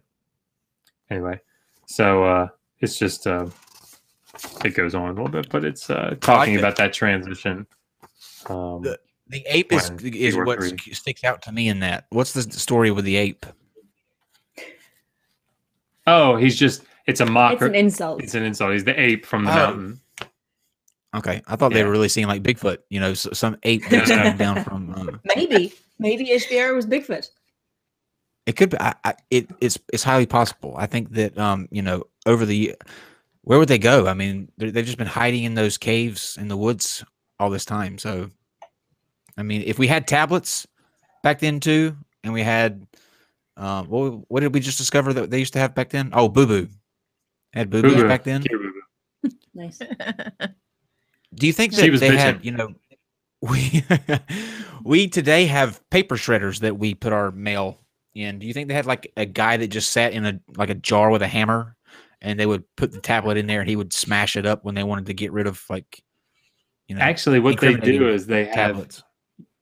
You say that sort of in jest, but we actually have found what are they? Oh, what yeah. would it- like it's not a well, but it's like a Where they recycle the clay. they recycle the clay. It's a little reservoir. They soak it in water and recycle it. And they were also used for like fill when you're building a new building and you want a level surface. You chuck old tablets in, bits of broken pottery, anything just to get a level surface so you can build on it. They were green too. We have so much in common with these. It would be really disheartening though if you were using an old tablet that like talked shit about you, and you just happened to go get it, and you were plastering that up on your walls. It's like Cal's an idiot, and that now forever is plastered on your wall. Like that wouldn't be good. But that's one of the Kyle, beautiful it's things. forever on I the think. internet. That's true. That's true. I think that's one of the beautiful things about archaeology, or at least archaeology in particular in the Near East, but I'm sure everywhere, is that because so many things were made out of clay, when they would usually establish a city somewhere, usually on a hill of some sort, and then they would build it up and mud brick. It lasts about 50 years before you have to rebuild it, and so that mud brick would be demolished, and then you'd build on top of it. So you'd have this, what they call an occupation layer, right? It's just this layer of rubble that's used as fill, but it corresponds to a particular time, and then you build on top of it. So after you've built up several different, occupation layers, one on top of the other, and then you come back as an archaeologist and you dig down through that. You can dig down and go down in the trench where you've dug and look at the wall, and you have layers. And those are those layers. You can date them based on the things that you find in the layer. You can match that layer up with other parts of the site that have the same layer. And Like the fossil record. Yeah. Yeah, Almost. that's right. Interesting. That's cool. Yeah, it's It's really neat how- archaeology is pretty slick. It is. I was thinking. I was watching something the other day, and it just blew my mind how it's like a book that you're able to look back into history with. And there's other things like the ice core drillings that they're doing. Up in glaciers. Like you can literally pull that up out of the ground and read the planet's climate history. It's animal history, the inhabitants of the species that have been on the planet, the vegetation, all of that stuff. So it's really neat how we as people kind of evolved from those things that we are looking back at, and the journey that it took to get to the point where we were able to be conscious enough to say, this is our connection. This is where we came from. I think that's, there's nothing greater than that. I don't think. No, It's it's full fascinating. circle. And also they've pulled some of those ice cores recently. You can tell a Mm-hmm. joke's coming in. Sorry. Yeah, I And saw if you look up. If you skip every fifth layer, it'll spell out Lord Rael. So it's really interesting. Nice. Zing. You would be your name is Lord Jobo. If we are doing our names like Lord Rael did, everyone, Lord Rael's real name is Raymond Elwood. So he literally took the RA from Raymond and the EL from Elwood and Lord Rael. So I would be Lord Kaiku. That's Lord Jobo. Women obviously can't be lords, so you just have to be in servitude for all of eternity. Jimmy would be Thank you. Jaibu. Sounds reasonable. Sounds good. I get to be in charge. You do. Actually, so Casey, if we were to let you like maybe Oh, become okay. one, you would be Yeah. K Cook. K Cook. I Yep. guess. And it would be Melee. Yep. Melee. Yeah, Melee. God, I'm so glad we have normal names. This just wouldn't work. But yeah, thank you both for coming on. That was fantastic. I had so much fun tonight. Thank It was you. good to laugh and learn. I think that's the most. When you can do that, that's a good show. I think laugh and learn, and we did a lot of both. I think tonight. Hopefully next week, Casey will have a better attitude. I apologize to you guys for her just meanness to me. Listen, there's no need for you guys to try to defend me in the comments. I realize that she was angry towards me, so don't do that. You don't have to white knight me. I appreciate the willingness to do that, but I know you all can see it. And I feel like hopefully we'll you're. have it I fixed. feel like you're asking. I feel like you're asking for like defense. I just want somebody that cares. We love you. I love Kyle. you, Kyle. I'm kidding. I'll I send do. you an I Ushumi love if you you. want. What? You're the only. You're the. The rodent. Oh, Oh, the- he's thank gonna you. send The you a Apparently delicious rat that's really tampon. delicious. Don't do that, please. Well, they're Yes, multi-purpose. You know? let's get to Kyle, you're the let's only get- person. Kyle, you're the only I'm listening. person besides our parents invited to our wedding. Nuh-uh. Yes, Oh wow. She'd know. it's our parents. No, It's our parents. It's our parents. The kid. It's our parents, the kid, and you. Oh, I do feel. I was That's just pretty honored special. that you asked me to officiate. I think that's really cool. And by the way, guys, I am officially ordained as a pastor now. I can marry any of you that wish to be married. I'm not sure if that's a good omen or not. We'll find out with Casey and GE. All right. So let me read these two.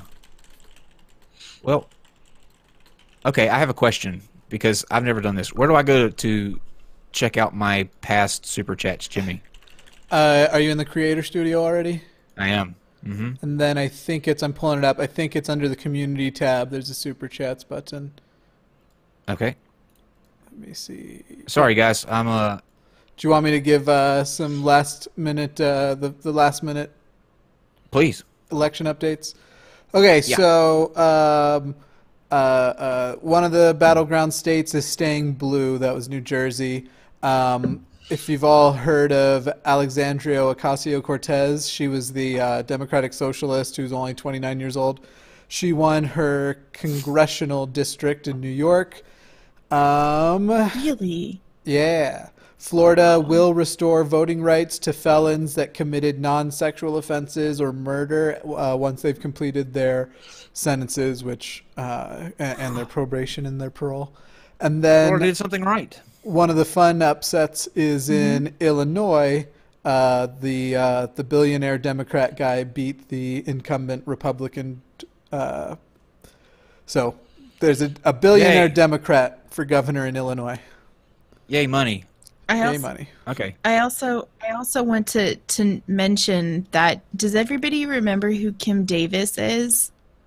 Yeah. Oh, how can Yeah. we forget? She's the bitch from Kentucky, right? She lost her re-election bid. Yay. Well, We're so sad to Let see you those- go, Kim Davis. Go fuck yourself. with a rainbow flag. Okay, let's read these super chats real quick. Pardon me for the butchering that I'm about to do to your name, but Sigfredo Sarabia, I hope that's right. What would be considered to be the contemporary name for the superior deity in the Sumerian religion? So at the hashtag Rams, hashtag Bring Back Popular Vote. So the head of the pantheon was An or Anu, but it really depended on what city you were in because each city had their own city god. So while An was the head of the hierarchy, he may not have been terribly important on a day-to-day basis in a particular city. Yeah, I mean your big three gods throughout all of Sumerian and Akkadian, literature and religion was An or Anu, Enlil, and Enki / Ea. Those are the big three. But then you have Marduk, you have Asher, you have Ningirsu. Just it kind of depended on the time and the place. All right, and from another one from Sisfredo, chat post. Put 1 if you voted, 2 if you didn't vote. That's a good idea. Go ahead and do that, guys. If you voted, to hit 1, and then if you didn't vote, to hit 2. And then following that, he says, or he asks, can Nag Hammurabi be considered evidence of Jesus outside the Bible? Hashtag nationalism is an issue of sovereignty, not left or right wing. So I don't think I understand. I think it was just the first part. I think it was just the first part was the question. Can Hammurabi be considered evidence of Jesus outside the Bible? I'm not sure why. Yeah. Evidence of Jesus. They don't reference each other, do they? No. No, and they're 1,800 years apart. Yeah. Well, I mean, if they're supposed to like have premonitions and stuff, right? They have dream omens, but they don't tend to, and oracles, but they don't tend to go that far into the future. See, this is why I think everybody's so short-sighted with the Sphinx. I mean, we cut these people back then way too short. I mean, they could have had premonitions too. It's possible. They could have. You're right, sweetie. They could have. Thank you. Absolutely. Also, Ishbiara was Bigfoot. Indeed. Yes. This much we know. And Wait, who's Touche. Bigfoot? yes. Because Ishbiara. I learned at church that Cain is Bigfoot. Oh, really? Yeah. Like Yeah. the wrestler? Well, I mean, Now he that's is. just ridiculous. Yeah, I know. I know. Of all the things, that's the craziest. Yeah, they believe his curse was the dark skin being deformed and cursed to roam the earth forever, and that he's Bigfoot. Cain was deformed because his brother, the Undertaker, set him on fire. Yep. Everybody knows that. So I liked the wide agape mouth, like that can't be real. It's real. In fact, one of the early prophets in Mormonism supposedly met Cain, and he was on a horse, sitting on a horse, and Cain was as tall as him on his horse. You do know, Jimmy, that you're not allowed to call it Mormonism anymore. The church, you're right. The Church of Jesus Christ of Latter-day Saints. I actually reclaimed the word. Mormon now means an atheist who mixes sherbet and Sprite. I saw that. That's accurate. You did that on our that was on our show. as impressive as the horse with Cain's story is, he did not fly to the moon and cleave it in half like Muhammad did. So I think Muhammad takes the cake on that. That's true. They really believe that. Yeah, I know. It's Bad crazy. archery competition. It's true. Okay, Sweet Heathen, I can't take credit. You misread. It was Ben Green. Thank you for pointing out my failures, Sweet Heathen. We read times, but She's I'll on the read it again. cow, you suck train. Joshua, Choo-choo. Joshua says, thanks for being the punching bag on the show. We all think you're pretty bitchin', but there for a second I thought that was going to be about me, but Kyle won't read this anyway. Enkidu 5, for the cutest couple in ancient studies, in your studies, how common was polygamy in the ancient world? Did it extend to the commoners? Yes, is the answer to the question.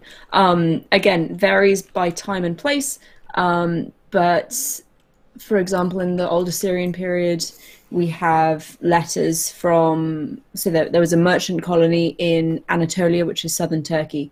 ST, we call it. Quite. And merchants from northern Mesopotamia would travel up there and set up a trading outpost, leaving their Assyrian wives in their homeland. But when they got to Anatolia, they were permitted to take Anatolian wives while they lived up there. So that definitely happened. The Assyrian wives were not always overly thrilled by this turn of events. We have letters. And we do have letters. And Read some of those. especially with things like you see in the letters from the Amarna period with the pharaoh basically marrying everybody's daughter or sister or aunt, or really whatever princess he could get his hands on, because he thought that technically gave him a claim to other people's thrones. Pippin ain't easy. And he liked, you know. Are you ready for this? I bet you the letters about from the wives were bitching. Their wives. Oh, darling. Can we talk after the show? What? Yeah. Y'all want some news that'll give you some goosebumps? Or gave me goosebumps? I'm not wearing pants. Jared Polis in my wonderful state of Colorado just became the first openly gay person to be governor of a state in America. Wow. That's Hey! awesome. Just one, That's yeah. awesome. In Utah, of all places. That's Colorado. That's a big FU. Oh, Colorado. I'm sorry. Do you think all Mormons live in Utah? Yes. They do. They have to by law. That's required. They're going to find me one day. Everyone knows Mr. that. Atheist Come on. coming to you from a secret location. Yeah. Not in Utah. It's, okay. The Oxford comma says, would love to hear you guys, digital Hammurabi, swear more. So they want some fuck yous and shits and dams from you guys. Shitty. You're too proper. Mhm. I mean, Guys, come watch our live stream. They say penis about 4 times every hour. Yeah. I was going to say that. It's a bit misleading because with Megan's accent and how polished and classy it is, she's actually cussing a lot. You just don't hear it because there's a natural buffer with how soothing and The accent. I know. yeah, it's Everything so- sounds fancy. right. Kyle. It's the opposite of me. It's the opposite of me. Kyle. People take what I say It's true. 50% seriousness because of the country accent, where they double it for you. So it's really not fair. Kyle. Fuck you. Yes. Okay. Oh, so that sounded so pretty. I'd He's actually, like, I can't even get mad. Dirty thing. I want- Good.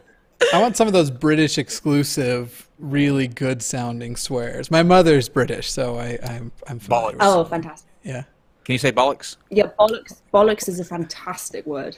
You Love call it. me a Will you slag. Will you record that You and send are it to me slag. later? Thank you. Yes. That too. That too. Jimmy just had a moment. Yes, he just he like saying faded yes. out a little bit. I loved it. And the last one we have is Mr. Intelligent Design. I did get your email. We're going to schedule you.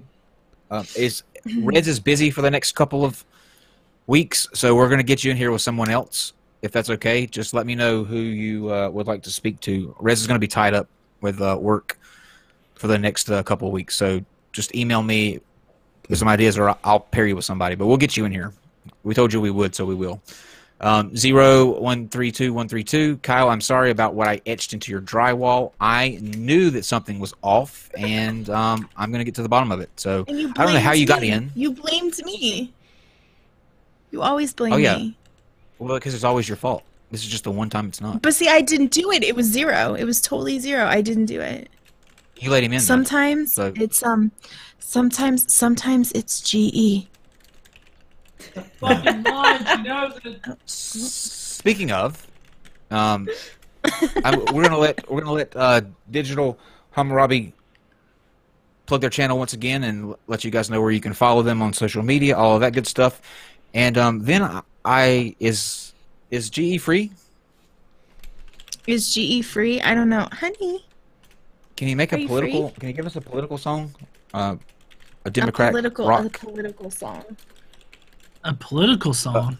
a freedom ballad. But you have to wait a second. A freedom ballad. A Yeah, freedom to ballad? celebrate A America to celebrate America. Yeah. and the future. The future inspiration You for actually the next have to wear notebook clothes. too. Who we happen to have on Well, screen right here. Well, hold on a second. They gotta plug their Instead of channel. the so you notebook, just, it you will just be- wait over there. The tablet. Mm. Thank you guys. I'll be here all week. All right, Digital Hammurabi, please. Let people know where they can find Okay. you on social media and your channel and all that good stuff. Well, thank you guys very much for having us. So we are Digital Hammurabi. We have a YouTube channel, Digital Hammurabi. We have a Twitter. At Digi_Hammurabi. Yeah, I don't really use it too terribly much. But Yeah, she if does. you see It's a someone dumb arguing session. with a Christian on Twitter, it's probably Josh. Everything else tends to be me. Yeah. She'll pass those off to Yeah. me. Like, I Josh, have to someone figure is out how to wrong do it. on the internet. Fix it. You can use Twitter for other things than that. No. No, Twitter's just a dumpster fire. Yeah. Yeah. I think we have Facebook. We do. We do have Facebook, and we have a website, and we put stuff up there. Like I just wrote a paper that is up on.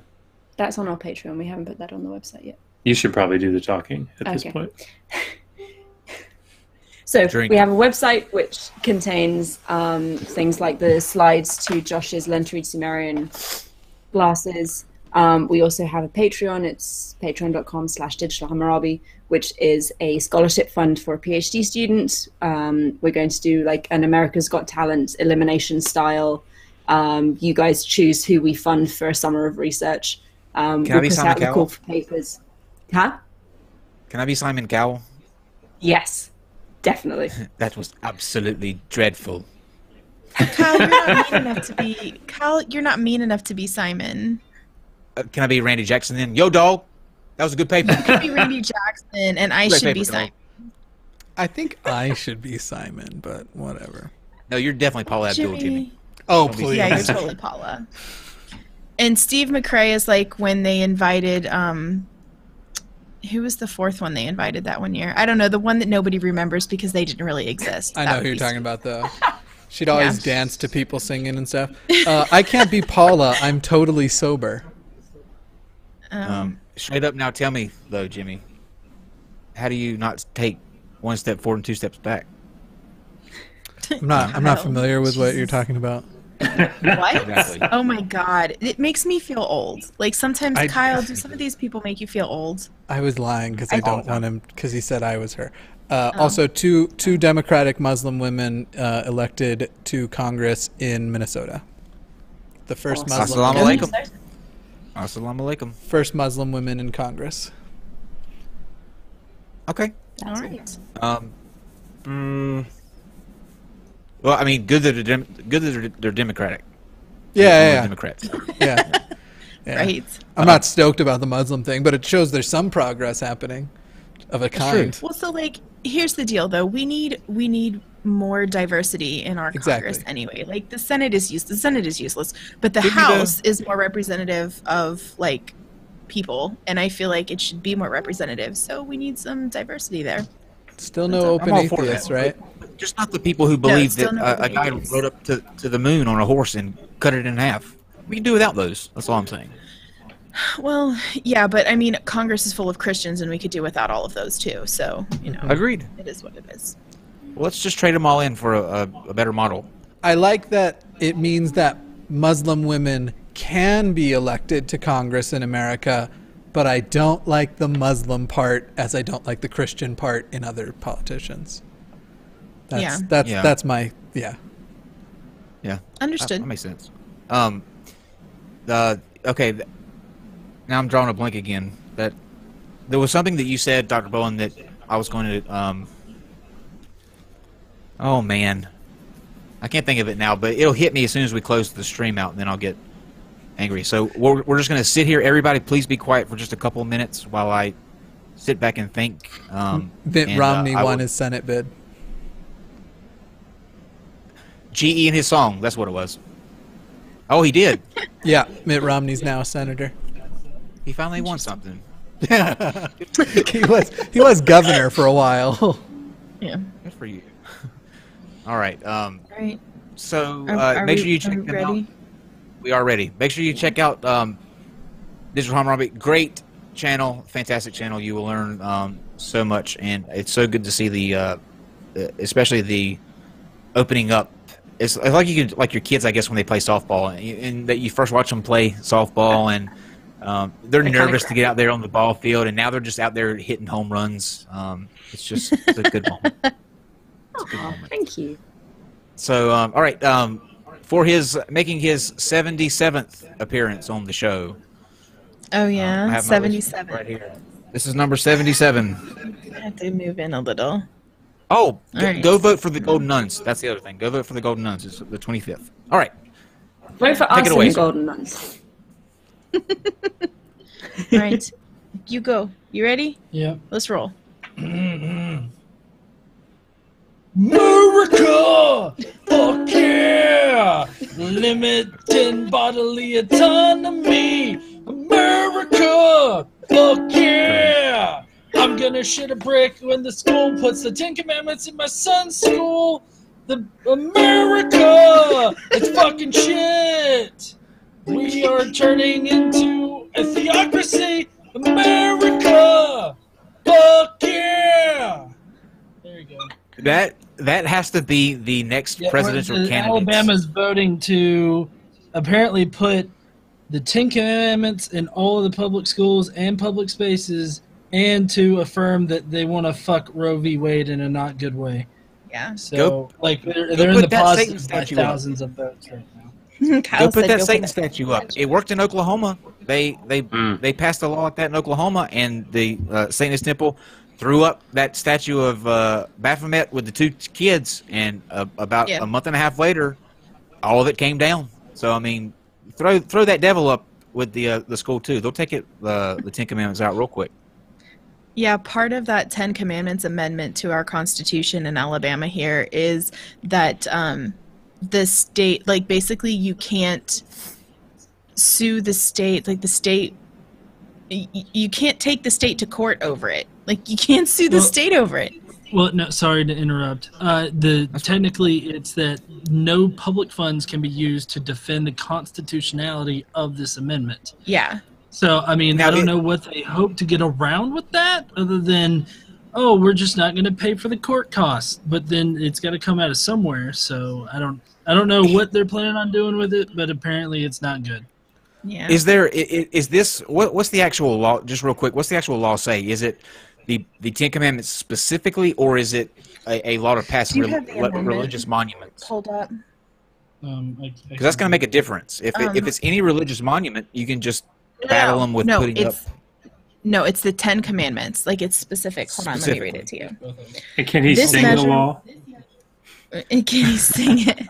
I could sing it. You want me to sing it? Amendment number 1.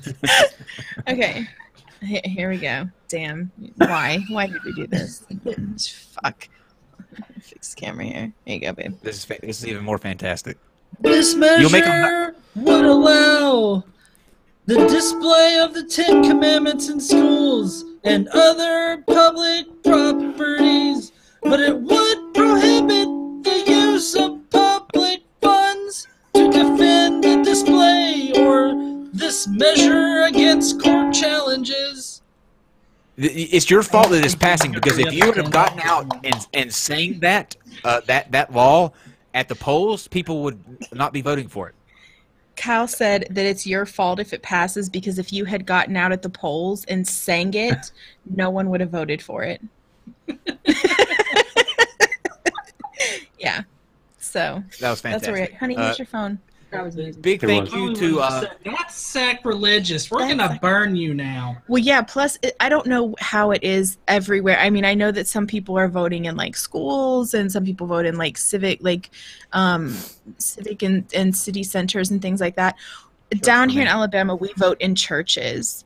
Always me too. churches, and I hate it so much. I take one of those little flashbang things that just burn and fizzle out real quick, and when I walk into the door, I light it real quick. And You do I not. went, You don't. You lie. seriously. I would. I hope you wore shirts with obscenities on it, because there's no way they can make you follow the church's rules on an election day. I'm going as Lord Rael next year, and just tell him that I am the reincarnation of Jesus Christ, and I have come to cast a but you'll vote have for a Bernie following. Sanders. That's the problem. We'll I mean, get those if hoverboards Jesus- to hover in. If Jesus had been a real person, he would have been a socialist. He would have totally been a what's her face? Jill Stein fan. I can just feel it. Totally feel it. Okay. Thank you guys for watching. And I want to give a big thanks to Digital Hammurabi and, as always, the lovely KC. And a huge thank you to Mr. Atheist for jumping in and helping us out last minute. Sorry to do that to him, but fuck you, like, and subscribe, as he would say. Not to us, of course, to all of the other people in this channel. So go subscribe to all of them. They're wonderful, and they are like a family. So this family is going to go and get fucked up now. We hope you are too, and we'll see you tomorrow at 8 p.m. Bye, y'all.